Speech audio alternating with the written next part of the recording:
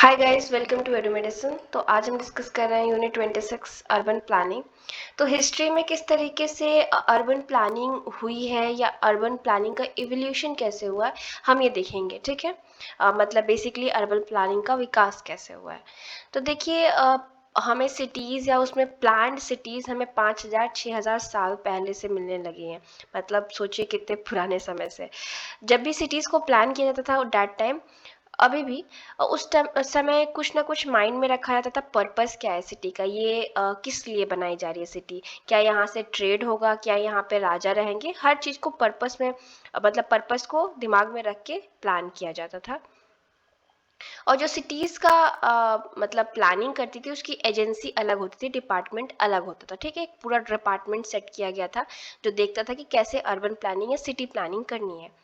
Modern and Gupta period में हम देखते हैं कि अर्बन प्लानिंग सिटी काउंसिल या टाउन काउंसिल द्वारा होता है, जो कि पंचायत टाइप की एक बॉडी होती है। ठीक है, बहुत सारे बुक्स हमें एंशियंट मतलब प्राचीन काल के ऑथर्स द्वारा, लेखक द्वारा लिखा हुआ मिलता है। उसमें सबसे मेन है वास्तुशास्त्रा, जो कि मदुरई, श्रीरंगम और कांचीपुरम की मंदिर जो है वो उसके फोकल पॉइंट पे कि कैसे क्या होना चाहिए। मतलब हम पढ़ते हैं ना कि वास्तु, कि ईस्ट में अच्छा होता है, वेस्ट में अच्छा होता है, यहाँ पे ये चीज़ होना चाहिए, वहाँ पे वो चीज़ होनी चाहिए। तो बेसिकली आर्किटेक्चर पे एक बुक लिखी गई थी।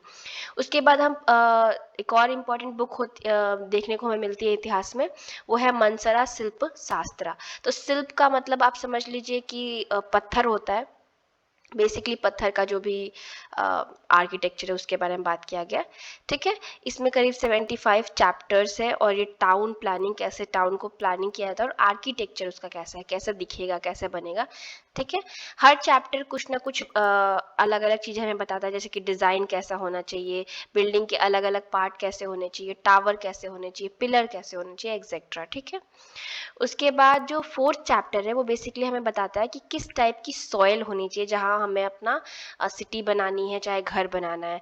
जैसे सॉइल को हम कैसे पता कर सकते हैं कि उसका कलर क्या है, स्मेल कैसे है, टच कैसा है, उसके हिसाब से हम सोचें कि फिर यहाँ पे किस टाइप का कंस्ट्रक्शन अच्छा होगा।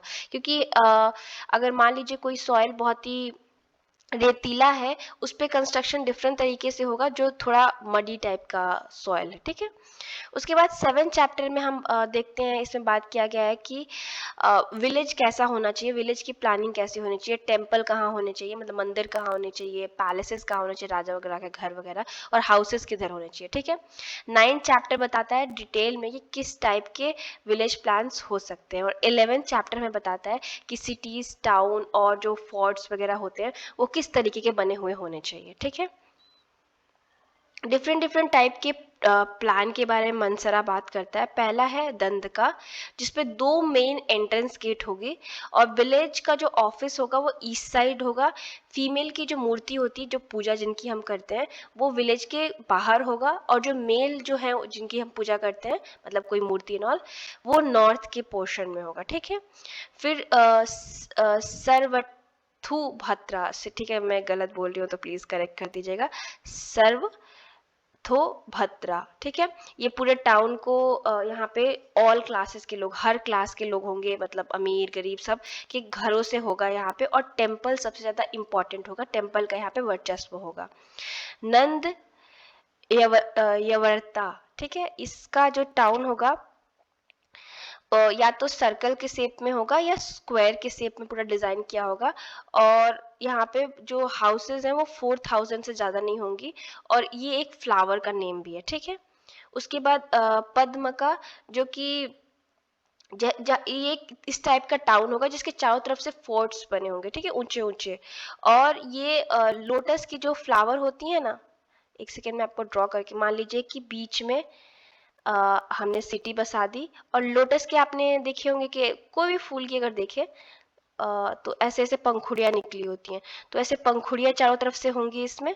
ठीक है, बीच में सिटी होगा, फोर्ट होगा, पंखुड़िया टाइप का होगी, और चारों तरफ से आइलैंड होगा, सॉरी मेरी गंदी ड्राइंग के लिए, ऐसे आइलैंड होगा, यानी यहाँ पे वाटर होगा। ठीक है, तो ये बेसिकली आइलैंड पे बनेगा। ठीक है, और इसका कोई एक्सपेंशन नहीं हो सकता। ऑफ कोर्स इतना ही हमारे पास जमीन है और चारों तरफ से पानी, तो एक्सपेंशन हम कहाँ करेंगे। स्वस्तिका तो बेसिकली स्वस्तिका एक टाउन होगा, बेसिकली इस टाइप का, स्वस्तिक टाइप का।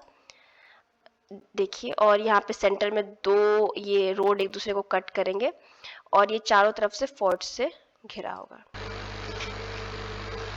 अगर प्रशस्त्रता की बात करें तो ये स्क्वायर या रेक्टेंगल किसी भी साइज का हो सकता है, और पुअर, यहाँ पे हर टाइप के लोग रहेंगे, poor, middle class, rich. Size इसकी जो मतलब जितना, मान लीजिए कि इतने एरिया में, एक सेकेंड, इतना बड़ा है, तो साइज इसका इंक्रीज होता जाएगा जैसे जैसे पॉपुलेशन इंक्रीज होगा, और इसके रोड चौड़े चौड़े होंगे, ठीक है। उसके बाद करमुखा, ये बेसिकली सी जो होता है, नदी जो होती है उसके आसपास या रिवर से दोनों के आसपास, उसके शोर पे जो उसका किनारा होता है उसके आसपास होगा। रोड जो है उसको ब्लॉक्स में डिवाइड करेगी, लाइक ऐसे मान के चलिए जैसे यूजुअली हम देखते हैं, ब्लॉक्स में डिवाइड करेगी। और फीमेल की जो मूर्ति है वो कहीं भी रखी जा सकती है यहाँ पे। चतुर्मुखा, इसके चार या ये रेक्टेंगल या स्क्वायर शेप का होगा, और इसके चारों तरफ मतलब ईस्ट वेस्ट नॉर्थ साउथ किधर भी वो होंगे, फेसेस होंगे, मतलब दरवाजे निकलने के लिए। और टेम्पल, जैसे कि मान लीजिए कि स्क्वायर ही ले लेते हैं, रेक्टेंगल ही लेते हैं, ड्रॉ करना आसान है, ऐसी ड्रॉ नहीं हुआ तो मतलब इमेजिन कर लीजिए, यहाँ से भी एंट्री होगी, यहाँ से भी एंट्री होगी, यहाँ से भी एंट्री होगी, यहाँ से भी एंट्री होगी, सेंटर में मंदिर होगा, ठीक है। मुगल्स, अगर हम मुगल एरा की बात करें तो ज़्यादातर अकबर और मुस्लिम और भी जो रूलर्स रहे हैं, जो राजा बने, उन्होंने एक अलग डिपार्टमेंट रखा हुआ था कंस्ट्रक्शन या डेवलपमेंट या अर्बन प्लानिंग के काम करने के लिए। और कहीं ना कहीं इन लोगों ने जो अपना कंस्ट्रक्शन के थ्रू पावर दिखाने की कोशिश की। हर किंग कंस्ट्रक्शन करके दिखाता है कि वो कितना पावरफुल है, क्योंकि कहीं ना कहीं जो बिल्डिंग बनती है वो सदियों तक रहती है, ठीक है। उसके बाद सिटी ऑफ जयपुर की बात करें तो महाराजा सवाई जय सिंह सेकेंड ने 1720s में बनाया, और इन्होंने जो वैदिक प्रिंसिपल थे उसकी आर्किटेक्चर को यूज करके बनाया। तो इसको इस तरीके से बोला जाता है कि ये वैदिक प्रिंसिपल सेटलमेंट का रिवाइवल था, उसको दोबारा से जीवित करना, ठीक है। ब्रिटिश फेज की बात करें तो ये स्ट्रैटेजी पे बेस्ड होती थी, इनकी जो भी प्लानिंग हुआ करती थी कि किस तरीके से टाउन्स, जो पोर्ट टाउन्स हैं, उनको ट्रेड और कॉमर्स से जोड़ने के लिए किस तरीके से रास्ते बनाए। मान लीजिए कि मुंबई है, मुंबई एक नदी पे बसा हुआ है, सॉरी मतलब सी पे बसा हुआ है, ठीक है, यहाँ से बाहर के देशों में व्यापार कर रहा है, तो यहीं से लिंकेज बनाएगा उस सिटीज में जहाँ से सामान, रॉ मटेरियल या इस टाइप की चीजें आती हो, ठीक है। होप आपको समझ में आ रहा हो। उसके बाद इकोनॉमिक, मतलब ऑफ कोर्स वो लोग मनी हमेशा देते थे। आर्थिक और जो क्लाइमेटिक रीजन है कि किस जगह पे है, इसको दिमाग में रखा जाता था। और ये 20th सेंचुरी में अर्बन प्लानिंग की टेक्निक इन ऑल का वो हुआ था।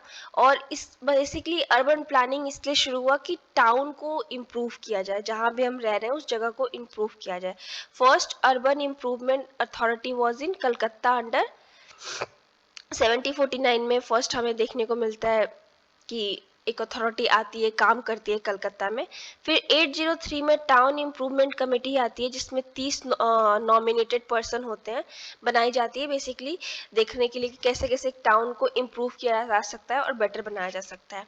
1857 में एक और कमेटी आती है, रीऑर्गेनाइज की जाती है उसी को, और इसमें 7 कमिश्नर और 3 गवर्नमेंट द्वारा और 4 टैक्स पेयर द्वारा होते हैं, और देखने के लिए कि सिटीज़ को फिर कैसे बढ़िया बना सकते हैं। फिर एक सैनिटरी कमीशन आती है मुंबई और मद्रास प्रेसिडेंसी में, बेसिकली कि कितना हाइजीन को मेंटेन रख सकते हैं वगैरह वगैरह।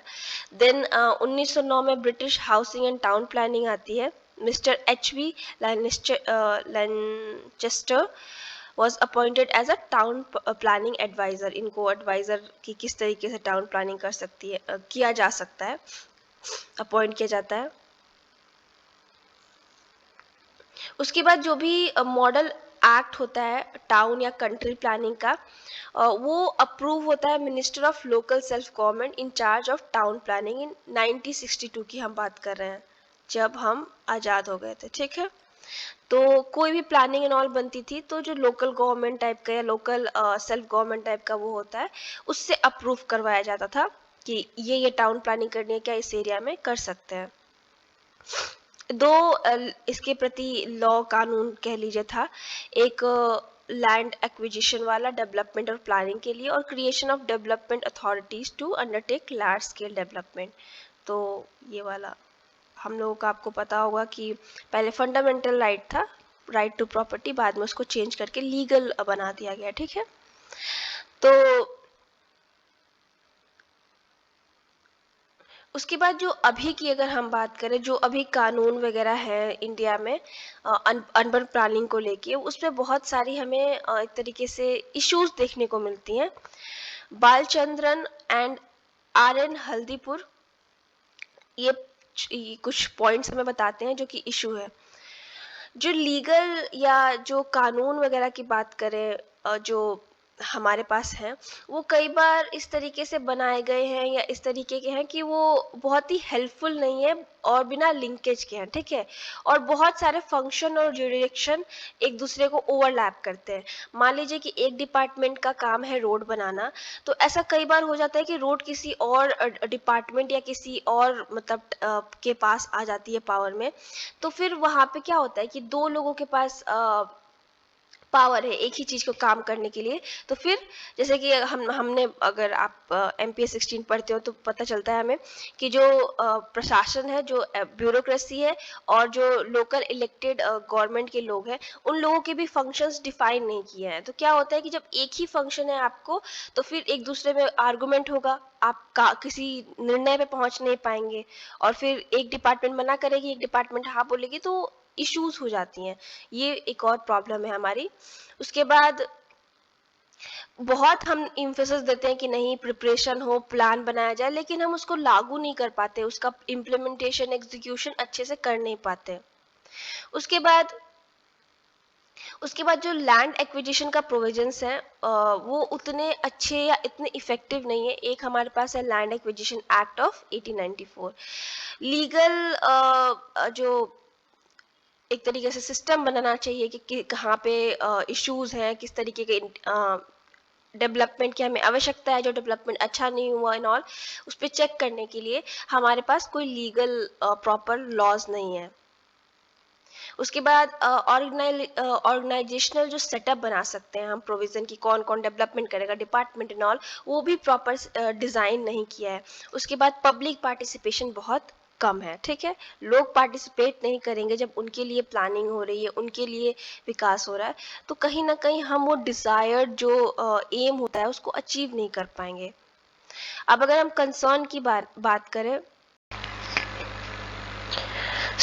जो मेन कंसर्न थे अर्बन प्लानिंग के, वो ये थे कि जो distribution of goods and services है, ठीक है, जो भी हम गुड्स एंड सर्विसेज ट्रेड कर रहे हैं ऑल, या तीनों सेक्टर जो इकोनॉमी की है, उनको बेटर तरीके से हम ऑर्गेनाइज कर सकें, बेटर तरीके से लोगों को सर्विसेज प्रोवाइड कर सकें, जो लेवल ऑफ लिविंग कंडीशन है उसको इम्प्रूव करें।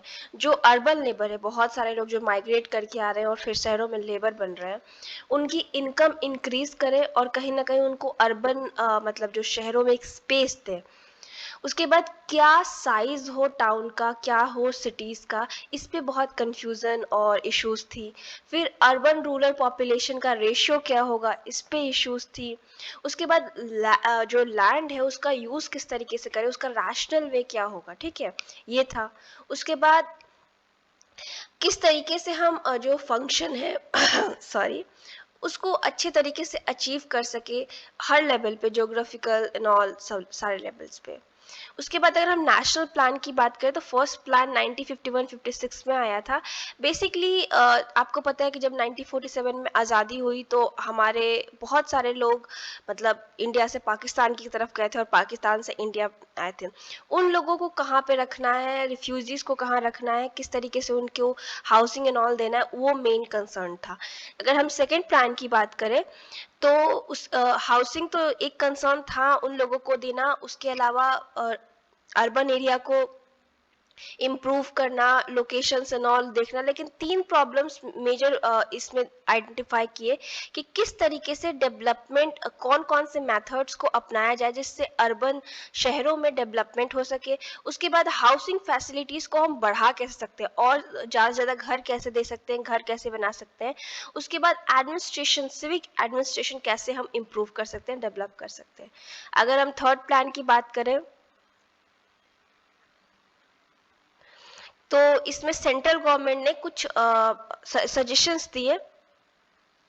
वो ये थे कि कंट्रोल ऑफ अर्बन लैंड, जो अर्बन लैंड है वो अपने आप में बहुत ही ज़्यादा कम है।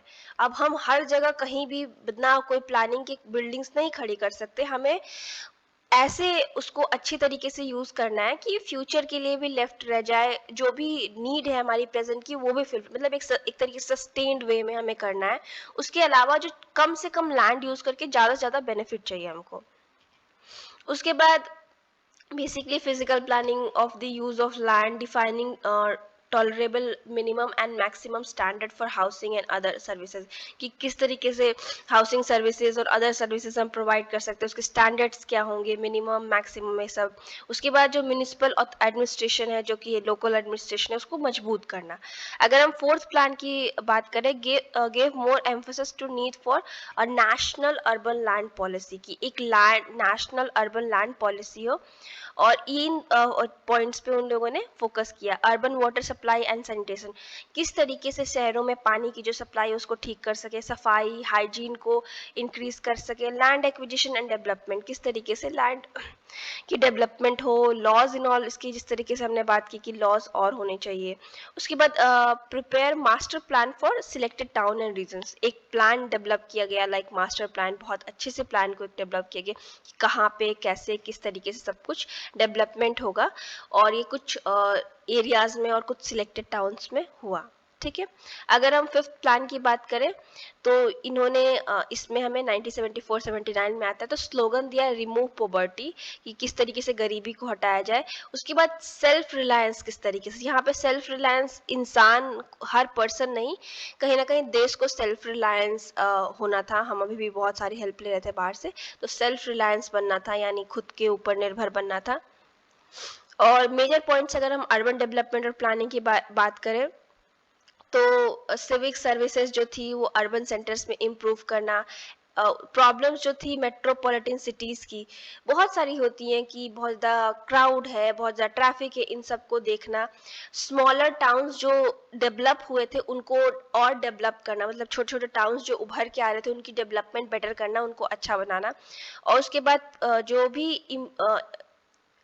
प्रोजेक्ट्स नेशनल लेवल पे या नेशनल इम्पोर्टेंस के हैं उनको अच्छी तरीके से लागू करना।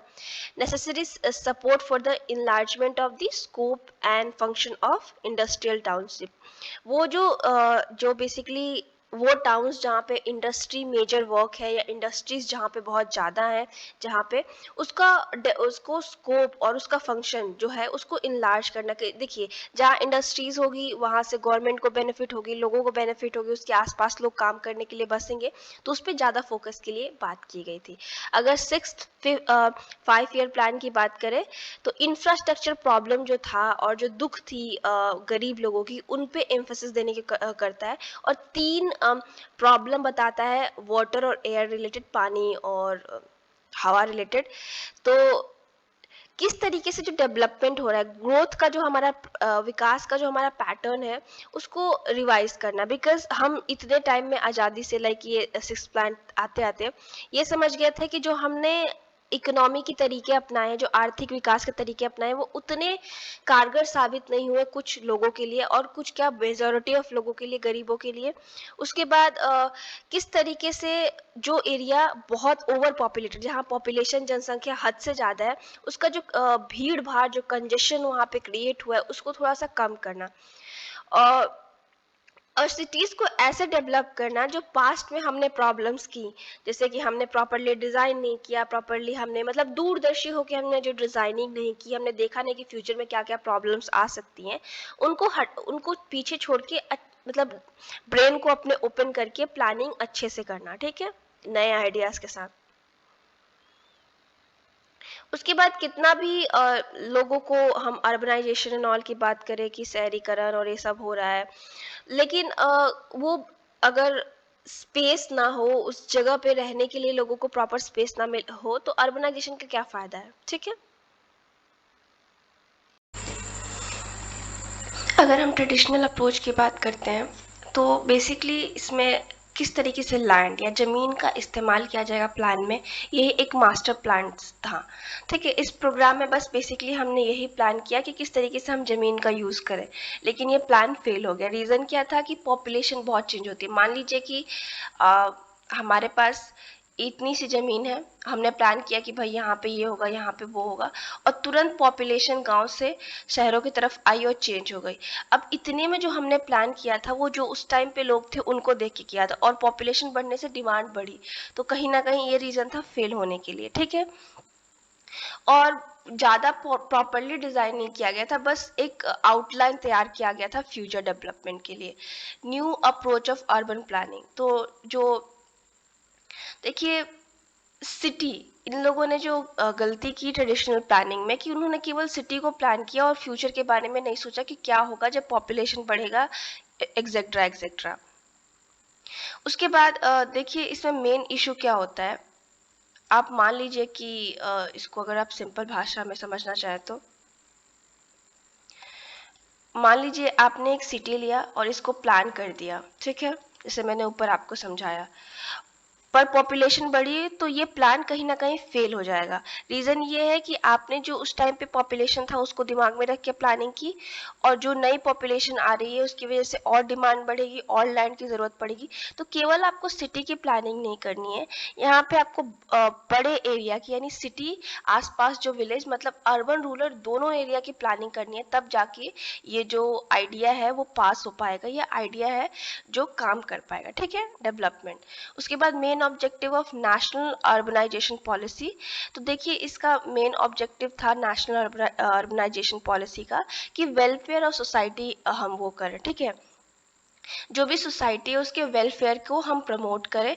और उसके बाद ये पार्लियामेंट का एक एक्ट था। ठीक है, और उसका ये सब ऑब्जेक्टिव थे, जैसे कि नेशनल इनकम ग्रोथ बढ़ाना, मतलब इकोनॉमिक ग्रोथ बढ़ाना, सॉरी, इकोनॉमी को मतलब आर्थिक रूप से मैं आगे बढ़ाना। उसके बाद एलिमिनेट करना डिफरेंट लाइफस्टाइल। ठीक है, मान लीजिए कोई अमीर है, कोई गरीब है, कोई बहुत गरीब है, इस चीज़ को एलिमिनेट करके एक समाज में इक्वालिटी लाना।